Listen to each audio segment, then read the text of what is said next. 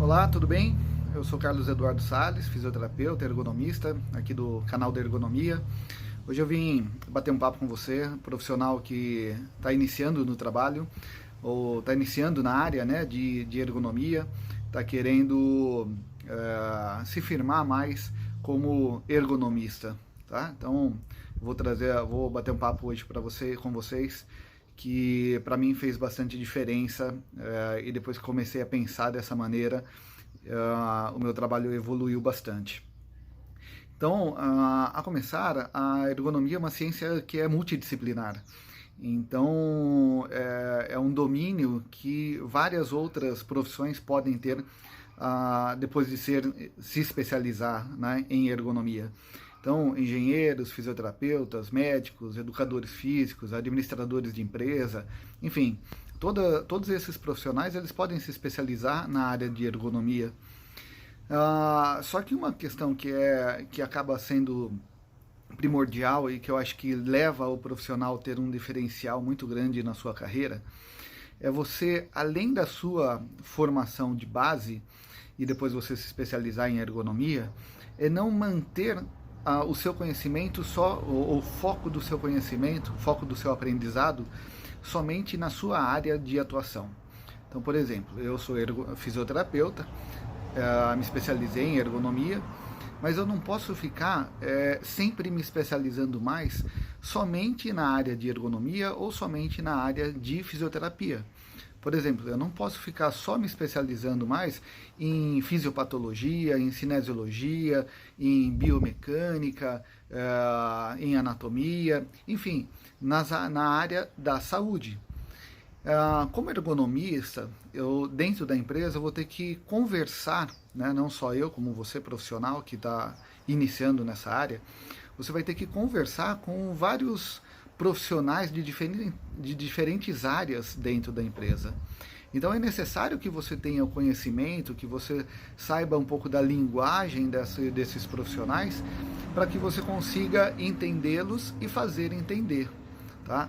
Então, por exemplo, quem é da área da saúde e não conhece quase nada da área de engenharia, é necessário você conhecer quais são os termos, quais são as técnicas, quais são as capacitações que o pessoal da engenharia da produção, por exemplo, utiliza.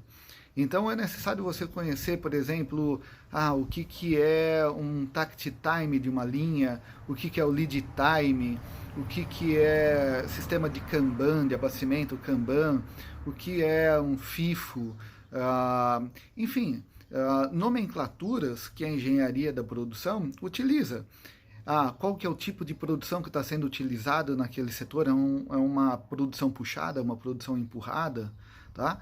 Então, são nomenclaturas, são linguagens que o engenheiro de produção vai utilizar dentro da empresa. E se você não conseguir conversar com ele na linguagem dele, vai ser muito mais difícil de você conseguir com que ele te escute. Porque ele não vai mudar a forma dele de se expressar, quais são o conhecimento dele para falar com você. O ergonomista que vai ter que se adaptar a isso. Tá? E a mesma coisa acontece, de repente, para o ergonomista que é engenheiro. Então, o ergonomista que é engenheiro dentro de uma indústria, talvez na área de engenharia ele tenha mais facilidade. Mas ele vai precisar conversar, por exemplo, com o pessoal da área da saúde. Então, com o pessoal da área da saúde, como que ele vai saber o que é quais são os tipos de patologia, quais são os mecanismos para ocorrer uma determinada lesão do funcionário, quais são as questões biológicas do corpo, tá? Então, assim, as conversas, ela vai alterando dependendo do interlocutor que você vai ter dentro da empresa. A área você vai conversar com os gerentes, vai conversar com os diretores. Quais são os indicadores, né, que eles precisam ter para ver se a produção deles está adequada ou não? Então, por exemplo, o OEE, que é um indicador bastante utilizado, um indicador de eficiência. Né? Se eu não sei quantificar isso, e na minha mudança na minha proposta de mudança daquela linha, eu vou afetar diretamente a OE daquela linha, daquele sistema produtivo, com certeza o gerente ele não vai aceitar, ele não vai assinar embaixo. Então é necessário, às vezes, você já saber como que ele está verificando a eficiência daquela linha, para você já colocar na sua proposta de alteração o que aquela mudança pode ou não vai, ou vai melhorar, ou pode afetar no indicador de eficiência que o gerente está utilizando, tá? Enfim, existem várias outras áreas, como a qualidade é uma das áreas muito importantes que a gente tem que trabalhar junto, até às vezes utilizar as ferramentas da qualidade, como Pareto, como o diagrama de Ishikawa, como o FEMEA, que são ferramentas que a qualidade utiliza e que a gente pode muitas vezes adaptar para você fazer um acompanhamento de uma melhoria, de um processo de melhoria ergonômico dentro da empresa, tá? Então, essa dica, para mim, fez muito sentido a partir do momento que eu comecei a mudar a minha visão, não ficar somente focado na área da saúde, qual é a minha formação base, e também eu comecei a buscar informações de outros profissionais, da engenharia, da qualidade, de RH, da linguagem dos diretores, dos gerentes que utilizam dentro da empresa.